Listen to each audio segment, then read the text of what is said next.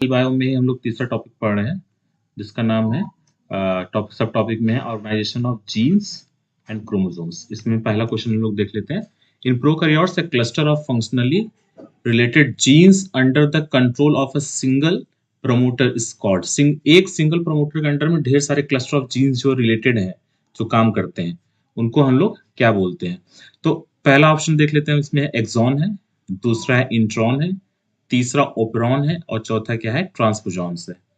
जैसे हमको पता है, अगर एक्सॉन और इंट्रॉन की हम लोग बात करें तो ये कहाँ होता है, ये यूकैरियोट्स में होता है। तो यूकैरियोटिक जीन्स में क्या होता है, जीन्स स्प्लिट होती है। जीन्स क्या होती है, स्प्लिट होती है। तो स्प्लिट किस पार्ट में होता है, दो भागों में, एक होता है एक्सॉन और दूसरा होता है इंट्रॉन। तो इंट्रॉन और एक्सॉन, ठीक है, ये दोनों क्या होते हैं, जिसमें मान लो ये डीएनए है, डीएनए से जब आरएनए बनता है तो उसमें कुछ पार्ट क्या होता है, एक्सॉन का होता है, कुछ पार्ट कैसा होता है, इंट्रॉन का होता है। और फिर यहाँ पर क्या होता है, स्प्लाइसिंग होती है। स्प्लाइसिंग में आप जो है इसके बारे में पूरा डिटेल हमारे जो है वीडियो में देख सकते हैं, दूसरे प्रीवियस वीडियोस में है ये। तो यहाँ पे क्या होता है, इंट्रॉन को हटा के एक्सॉन को क्या करते हैं, हम लोग जोड़ देते हैं। और एक्सॉन जो होता है ये एक्चुअली कोडिंग रीजन होता है, जिससे कोड करके क्या बनता है, हमारा प्रोटीन बनता है। ठीक है, तो ये दोनों कहाँ प्रेजेंट होते हैं, ये दोनों प्रेजेंट होते हैं आपके यूकैरियोट्स में। अब हम लोग ओपेरॉन की बात करें, ओपेरॉन कहाँ प्रेजेंट होता है, ये प्रोकैरियोट्स में होता है।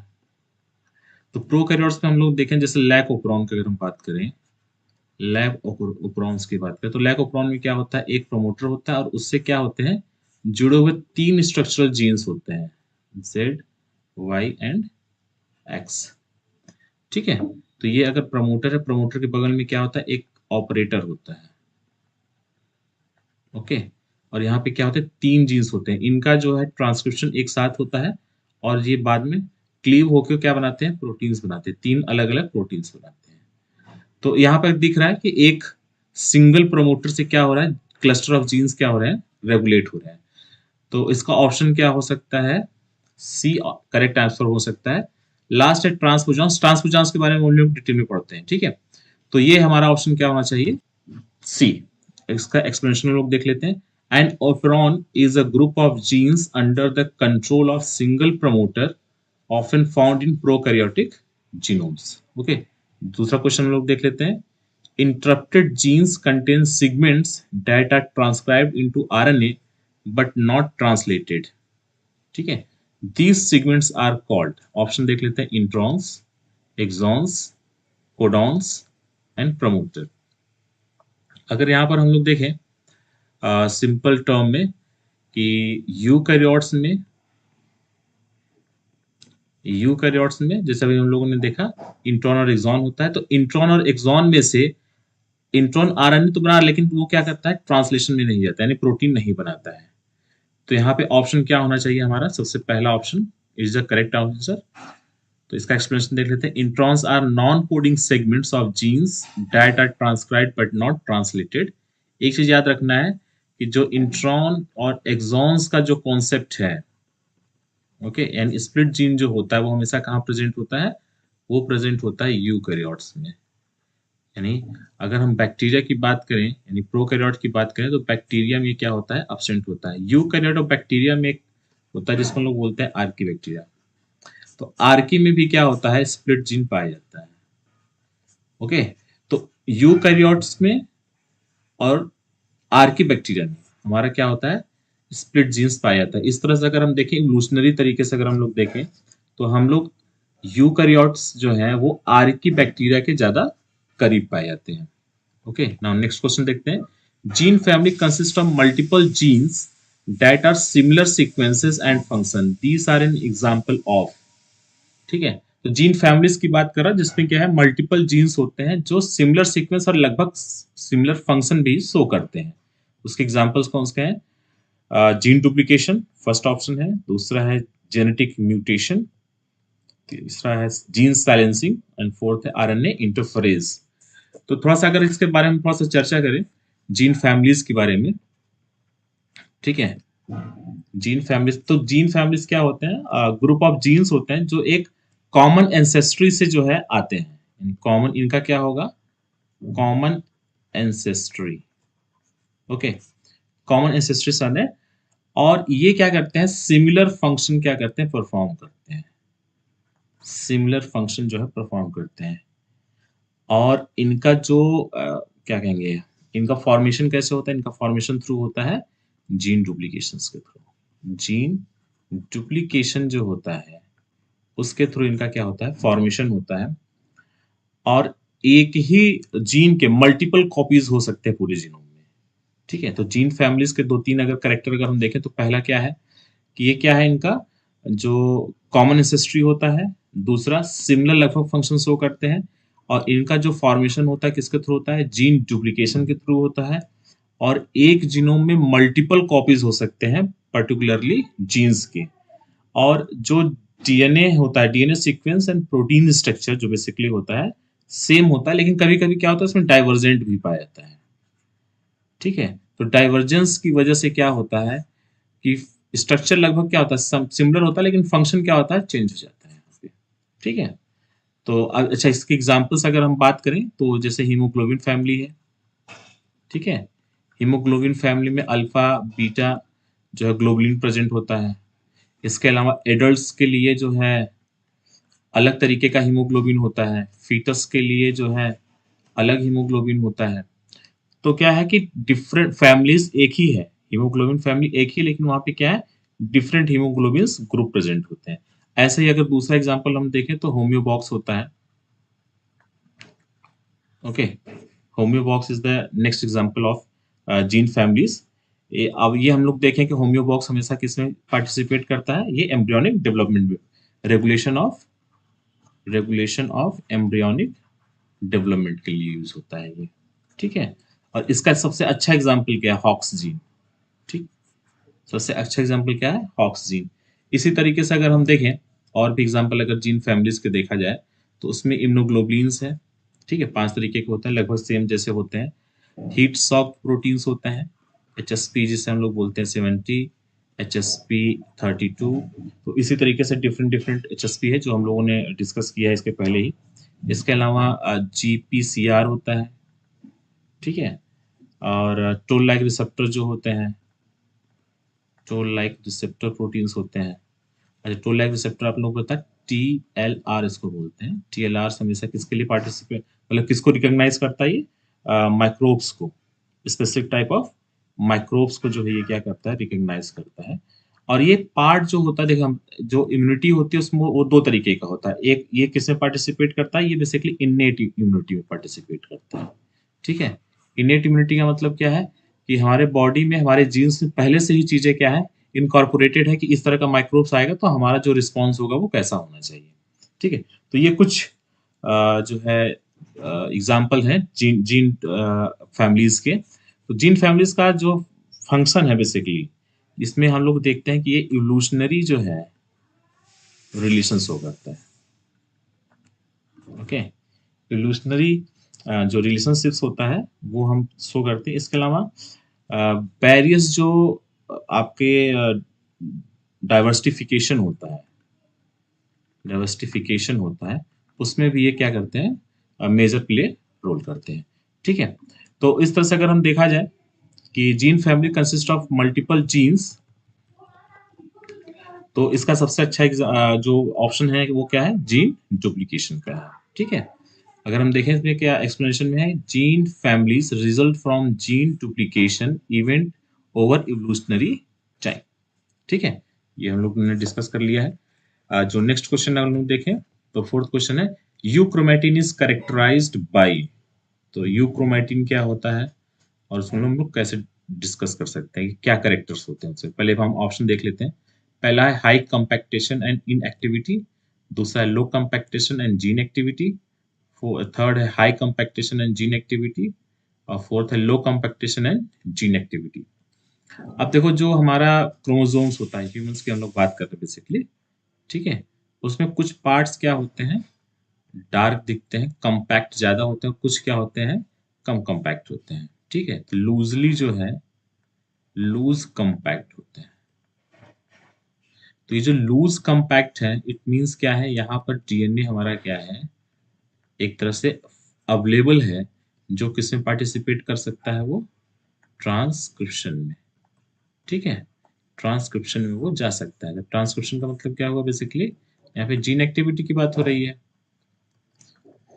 तो हेट्रोक्रोमेटिन जो होता है वो बेसिकली किसमें पार्टिसिपेट करता है, आपके लूज कॉम्पैक्ट होता है और जीन एक्टिविटी में पार्टिसिपेट करता है। ठीक है, दूसरे साइड में जो ये कॉम्पैक्ट पार्ट होता है इसको हम लोग बोलते हैं हेट्रोक्रोमेटिन। हेट्रोक्रोमेटिन, ठीक है। अब ये जो हेट्रोक्रोमेटिन है इसमें जैसे आपका सेंट्रोमियर पार्ट, सेंट्रोमियर, इसके अलावा ये जो लास्ट पार्ट होता है जिसको हम लोग बोलते हैं टेलोमर, टेलोमर, इसके अलावा बीच बीच में भी जो है हेट्रोक्रोमेटिन प्रेजेंट होता है। हेट्रोक्रोमेटिन बेसिकली क्या होता है, कॉम्पैक्ट होता है और ये क्या करते हैं, ये इनएक्टिव होते हैं, यानी इनकी जो जीन एक्टिविटी होती है वो एक तरह से इनएक्टिव होते हैं। तो इस तरह से अगर देखा जाए ऑप्शन, तो हमारा बेस्ट ऑप्शन कौन सा होगा, यहाँ पर होगा लो कॉम्पैक्टेशन एंड जीन एक्टिविटी। ठीक है, एक्सप्लेनेशन में देख लेते हैं।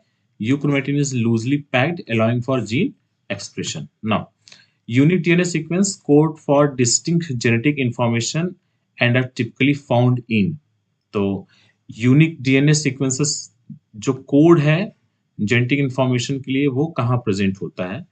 ऑप्शन हम लोग देख लेते हैं। पहला है coding region of genes, centromere, telomere और रिपीटेड सीक्वेंसेस। अब देखो सेंट्रोमियर में कोई ऐसा कोडिंग रीजन नहीं होता, हम लोगों ने इसके बारे में थोड़ा सा पढ़ा है पिछले लेक्चर्स में। CENP ए करके एक प्रोटीन होता है जो रिपीटेड सीक्वेंसेस के साथ बाइंड करता है। ठीक है, दूसरा है टेलोमर, खुद अपने आप में एक रिपीटेड सीक्वेंसेस है, तो ये भी क्या है, कोई यूनिक सीक्वेंस नहीं है, रिपीटेड सीक्वेंस अपने आप में ही। अभी हम रिपीटेड सीक्वेंस के बारे में भी आगे पढ़ते हैं, डिस्कस करेंगे। तो सब मिला के हमारे पास क्या है, कोडिंग रीजन ऑफ जीन्स जो होता है ये आपके करेक्ट आंसर हुआ। तो अगर हम देखें कोडिंग रीजन ऑफ जीन्स में इसका एक्सप्लेनेशन देखें तो unique DNA sequences are specific to individual genes. Eukaryotic genome feature extensive repeated DNA sequences, often existing in numerous copies, while coding region of genes typically occurring in a single copy per haploid genome are denoted as unique sequence DNA. Okay. Now next हम करते हैं repeated DNA sequences that are randomly arranged near the centromere are called. ठीक है, centromere के नजदीक में जो repeated sequences होते हैं, अरेंज्ड होते हैं, उनको हम लोग क्या कहते हैं। ऑप्शन है टेलोमियर, दूसरा ऑप्शन है हेट्रोक्रोमेटिन, तीसरा है सैटेलाइट डीएनए, फोर्थ है एक्सॉन। अब देखिए इन सब के बारे में थोड़ा थोड़ा हम लोग डिस्कस कर लिया है। जैसे ये क्रोमोसोम्स है, क्रोमोसोम्स में जो है सबसे किनारे का जो पार्ट होगा, सबसे किनारे का सबसे लास्ट पार्ट होगा, ठीक है, उसको हम लोग क्या बोलते हैं, टेलोमर बोलते हैं। ओके, टेलोमियर बोलते हैं। और ये जो बीच का पार्ट है जिसको हम लोग सेंटर बोलते हैं, इसको हम लोग क्या बोलते हैं, सेंट्रोमियर बोलते हैं। ओके, अब सेंट्रोमियर टेलोमियर तो ऑप्शन यहाँ पे नहीं होगा। अच्छा, सेंट्रोमियर नहीं है ऑप्शन में, टेलोमियर नहीं होगा। ठीक है, दूसरा है एक्सॉन। एक्सॉन पार्ट क्या होता है, हमेशा याद रखना है, एक्सॉन जो पार्ट होता है वो कोडिंग रीजन है। ठीक है, वो कैसा है, कोडिंग रीजन है। और यहाँ पर अगर रिपीटेटिव डीएनए की बात करें तो हमेशा किस में होता है, लगभग नॉन कोडिंग रीजन में होता है, नॉन कोडिंग रीजन्स में होता है। ठीक है, तो यहाँ इसके आसपास जो हमारा सीक्वेंसेस है उसको हम लोग क्या बोल देंगे, तो हेट्रोक्रोमेटिन भी नहीं रहा, हेट्रोक्रोमेटिन भी नहीं रहा, तो satellite DNA is the best option. अगर हम टोटली बात करें कि रिपीटेटिव डीएनए की बात करें तो रिपीटेटिव जो डीएनए होता है ये टेंडेंटली अरेंज सेंट्रोमियर के पास में होता है, उसको हम लोग सैटेलाइट डीएनए बोलते हैं। और जो सैटेलाइट डीएनए होता है, सैटेलाइट जो डीएनए होता है, ठीक है, इसके क्या होते हैं, अगर देखा जाए सैटेलाइट डीएनए के बारे में तो ये दो होते हैं ना, एक होता है सेंट्रोमियर के पास में और दूसरा होता है टेलोमेरिक के पास में, यानी टेलोमेरिक सैटेलाइट डीएनए और दूसरा होता है सेंट्रोमेरिक सैटेलाइट डीएनए। अगर हम इसका अरेंजमेंट के बेसिस पे बात करें, ठीक है, देखिए अरेंजमेंट कैसा है, तो वहां पे दो तरीके का होता है, मतलब एक तो ये हो गया बेसिस ऑफ द पोजीशन की टेलोमेरिक में है या सेंट्रोमेरिक में है। दूसरा है हमारा कि on the basis of arrangement कि उसका अरेंजमेंट कैसा है, ठीक है। अरेंजमेंट के बेसिस पे देखें तो दो तरीके के क्या होते हैं, आपके सैटेलाइट होते हैं। एक को हम लोग बोलते हैं मिनी सैटेलाइट, मिनी सैटेलाइट, और दूसरे को हम लोग क्या बोलते हैं, माइक्रो सैटेलाइट, माइक्रो सैटेलाइट बोलते हैं इसको। ठीक है। अभी जो माइक्रो सैटेलाइट होता है ये शॉर्ट रिपीट यूनिट्स होता है। ठीक है, शॉर्ट रिपीट्स यूनिट होता है। ये होता है आपका 2 से 6 बेस पेयर के बीच में। ठीक है, और इसका एग्जांपल अगर हम लोग देखें तो एस आर होता है, सिंगल सीक्वेंस रिपीट्स, इसको हम लोग बोलते हैं आर, SSRs बोलते हैं। ठीक है, और ये बेसिकली जेनेटिक मैपिंग में काम आता है, जेनेटिक मैपिंग के लिए पार्टिसिपेट करता है। ओके, मिनी सैटेलाइट की बात करें तो ये क्या होता है, ये थोड़ा सा, जैसे शॉर्ट रिपीट्स है, ये थोड़ा लॉन्ग रिपीट्स होता है। तो ये एक क्या हो गया, लॉन्ग रिपीट्स यूनिट हो गया। और ये जो लॉन्ग रिपीट्स यूनिट्स होता है ये हमेशा क्या होता है, 10 to 100s के बीच में होता है, 10 to 100s के बीच में होता है। और इसका एग्जांपल हम देखते हैं VNTR होता है, VNTRs होते हैं variable number of tandem repeats बोलते हैं इसको। ठीक है, ये कहाँ यूज होता है, ये डीएनए प्रोफाइलिंग में, डीएनए प्रोफाइलिंग में। इसके अलावा इसका यूज हम लोग करते हैं फोरेंसिक में। फोरेंसिक में जो है SSR का भी यूज हम लोग करते हैं, फोरेंसिक में इसका भी यूज करते हैं। लेकिन जो बेसिकली हम लोग फोरेंसिक में यूज करते हैं वो कौन सा होता है, VNTRs। ठीक है, VNTRs बोलते हैं, VNTRs। तो जैसे एक एग्जांपल अगर हम लोग देखें तो IL-1 में, ठीक है, 86 का एक क्या है, 86 बेस पेयर का एक VNTR प्रेजेंट है। ठीक है, तो मल्टीपल कॉपीज, किसी में 2 कॉपीज होते हैं, किसी में 5 होते हैं, किसी में 8 होते हैं। तो इस तरह से क्या होता है, multiple variable number of tandem repeats को हम लोग बोलते हैं, मेनी सैटेलाइट्स में होता है। ठीक है, तो अब आप लोग को एक आंसर तो समझ में आ ही गया होगा। तो इसका आंसर क्या है, सैटेलाइट डीएनए। अगर इसका एक्सप्लेनेशन देखें तो satellite DNA consist of repetitive sequences near centromere. Now next question हम लोग देखते हैं कि हेट्रोक्रोमैटिन क्या होता है, what is the characteristic by the heterochromatin is characterized by the, option है इसमें पहला low compaction and gene activity, दूसरा high compaction and gene activity, अगला है low compaction and gene activity, और अगला है high compaction and gene activity. तो यहाँ पे अगर हम हेट्रोक्रोमैटिन, अभी यूक्रोमैटिन और हेट्रोक्रोमैटिन हमने देखा था, तो हेट्रोक्रोमैटिन क्या है, हाई कंपैक्ट होता है, हाईली कंपैक्ट होगा। और हाईली कंपैक्ट के अलावा क्या होगा, ये highly compact and gene activities का क्या होगा, इनएक्टिव होगा, इनएक्टिव जीन एक्टिविटी होगा।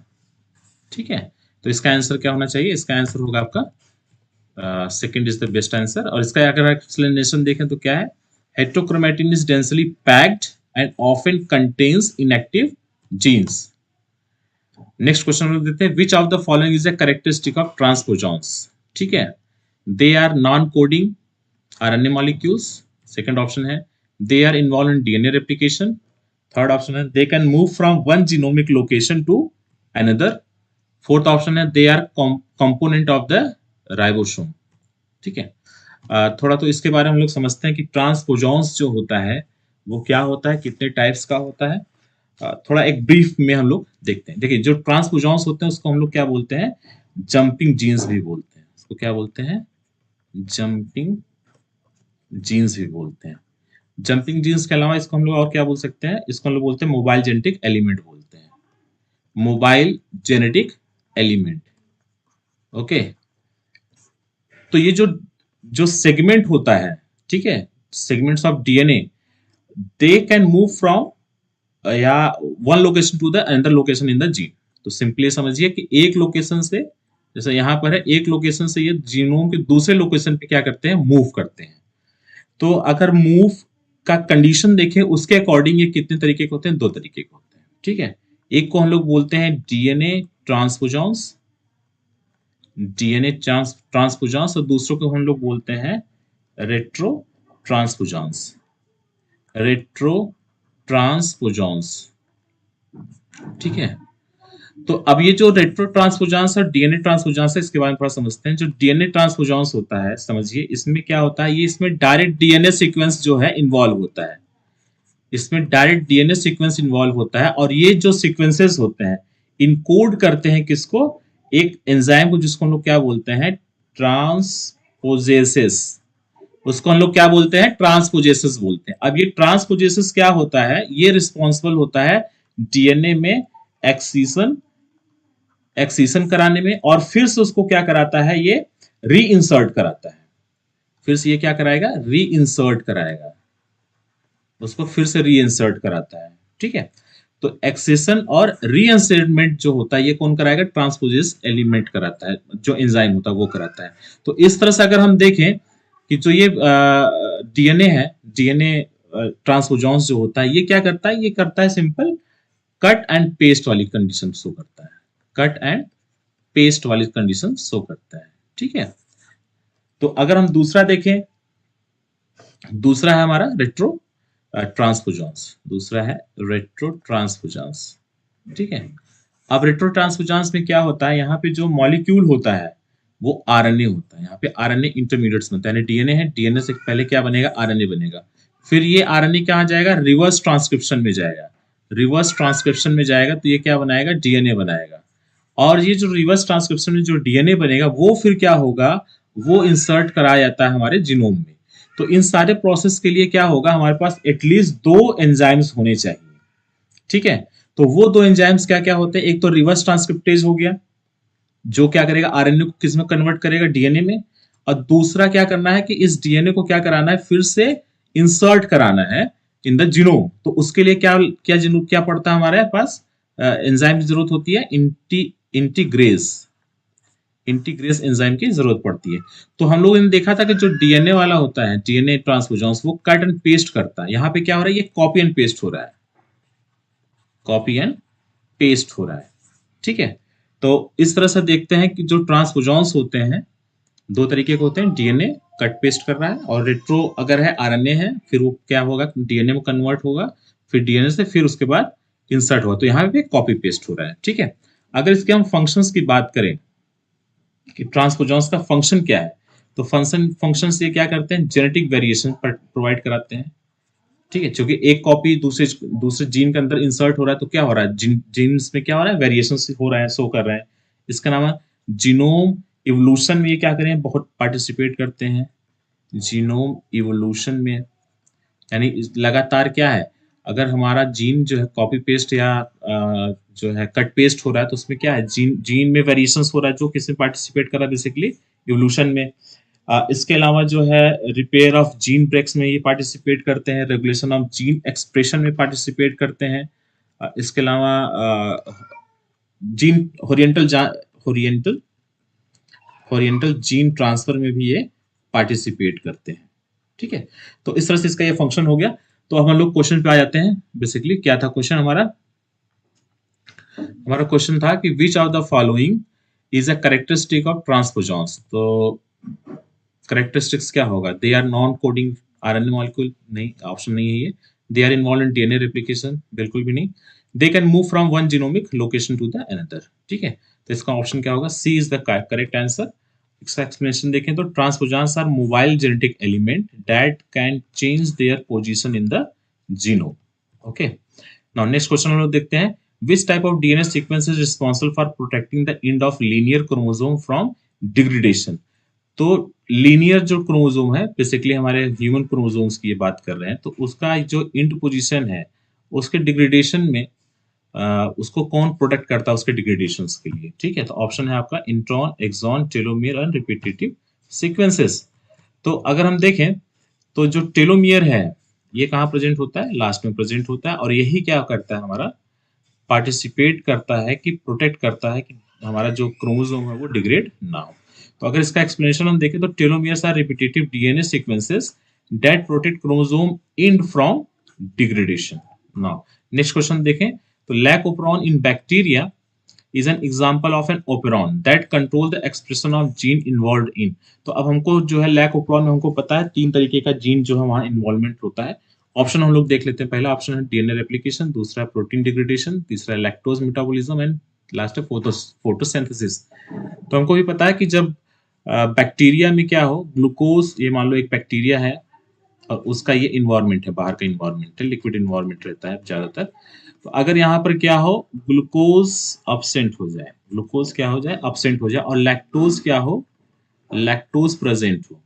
अगर लैक्टोज प्रेजेंट है तब ये क्या होगा, लैक ओपेरॉन को क्या करेगा, एक्टिवेट करेगा, लैक ओपेरॉन एक्टिवेट होगा। और लैक ओपेरॉन बेसिकली किसके लिए होता है, ये लैक्टोज मेटाबॉलिज्म के लिए होता है। ओके, लैक्टोज मेटाबॉलिज्म के लिए होता है। तो अगर हम देखें इसका जो है, जो प्रमोटर होता है, प्रमोटर में हमने बताया था एक छोटा पार्ट और होता है जिसको हम लोग बोलते हैं ऑपरेटर।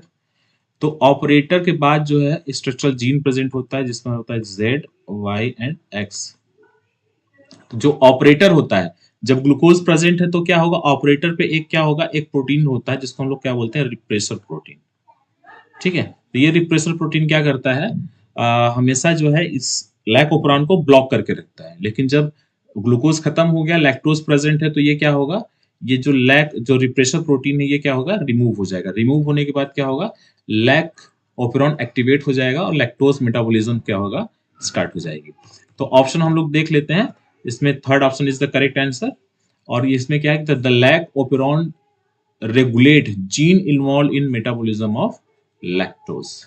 Now, next question हम देखते हैं, transposons are also refers to as jumping gene because they can code for protein, move from one genomic location to the another, generate introns and encode molecular encode RNA molecules. तो हमारा क्या option होगा यहाँ पे, B option is the correct answer.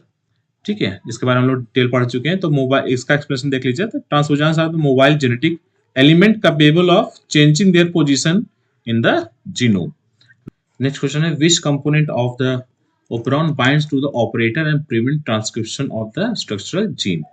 ठीक है, basically हम लोग यहाँ किसकी बात कर रहे हैं, हम लोग ऑपरेटर की बात कर रहे हैं। ठीक है, तो अभी हम लोगों ने डिस्कस किया था कि जो हमारा लैक ओपेरॉन होता है उसमें प्रमोटर में ही छोटा सा एक पार्ट क्या होता है, ऑपरेटर का होता है, और उसके बाद क्या होता है, हमारा स्ट्रक्चरल जीन जो है स्टार्ट हो जाता है।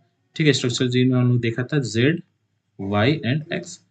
तो ये जो ऑपरेट प्रमोटर है और उसके पास में क्या है, ऑपरेटर। तो जब हमारा इन्वायरमेंट कैसा होता है, बैक्टीरिया के बेसिकली हम लोग बात करें इन्वायरमेंट की, बैक्टीरियल इन्वायरमेंट में क्या है, ग्लूकोज क्या हो जाए, प्रेजेंट रहे, तो वहां पे क्या होता है, एक रिप्रेसर प्रोटीन आके ऑपरेटर में बाइंड कर जाता है और इसके एक्सप्रेशन को क्या करता है, ब्लॉक कर देता है। ठीक है, लैक ओपेरॉन के एक्सप्रेशन को क्या करता है, ब्लॉक करके रखता है। ऑप्शन देख लेते हैं हम लोग, promoter, refresher, enhancer and activator. तो यहाँ पे क्या हो जाएगा आंसर, रिप्रेशर हो जाएगा। ठीक है, नाउ एक्सप्लेनेशन अगर हम देखें इसका, तो repressor protein bind to the operator blocking the transcription. Now next question है हमारा, during transcription which DNA strand is used as a template to synthesize an RNA molecule? Option है हमारा sense strand, nonsense strand, repetitive strand और antisense strand. तो हम लोग को पता है कि एंटीसेंस जो स्ट्रैंड होता है ये किसके लिए सॉरी एंटीसेंस जो स्ट्रैंड होता है ये बेसिकली रिस्पॉन्सिबल होता है आरएनए मॉलिक्यूल्स के लिए, synthesis of an RNA molecules के लिए। तो यहाँ पे हम लोग एक्सप्लेनेशन देख लेते थे, antisense strand is use as a template during transcription.